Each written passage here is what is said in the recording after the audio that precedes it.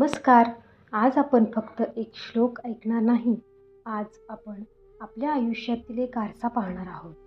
महाभारताच्या रणभूमीवर उच्चारलेला हा श्लोक आजही आपल्या मनात चाललेल्या युद्धावर तितकाच लागू होतो. जर तुम्हाला कधी असं वाटलं असेल की मी बरोबर आहे, पण तरीही समोरच्याची ताकद पाहून मन डगमगते, तर हा श्लोक तुमच्यासाठी आहे.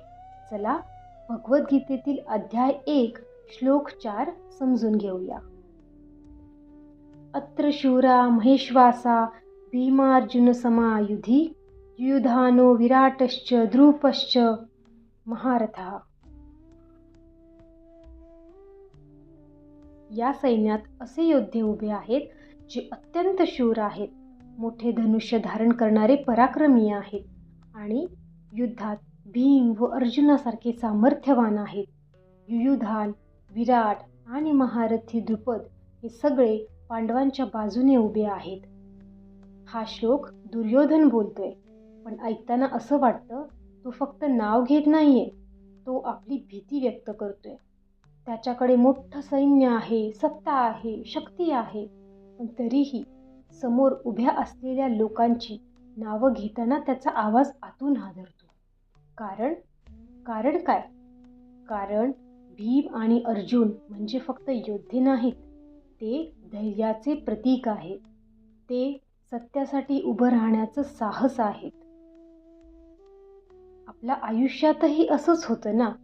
आपण योग्य मार्गावर असतो, पण समोरची व्यक्ती मोठी, प्रभावशाली, श्रीमंत असते आणि मग मनात भीती येते.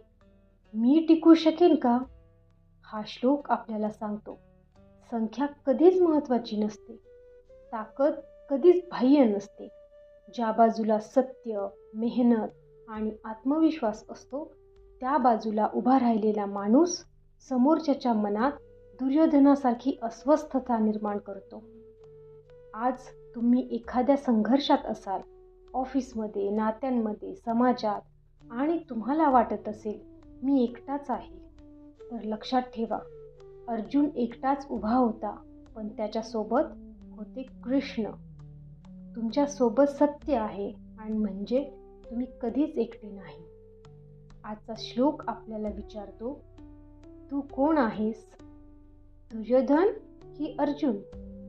आतून घाबरलेला की आतून शांत? जर हा श्लोक तुमच्या मनाला भेटला असेल तर तो कोणाच्या तरी आयुष्यात नक्की पोचू द्या. व्हिडिओ लाईक करा, चॅनल सबस्क्राईब करा आणि लक्षात ठेवा, सत्याच्या बाजूला उभा राहिलेला माणूस कधीच हरत नाही. जय श्री कृष्ण.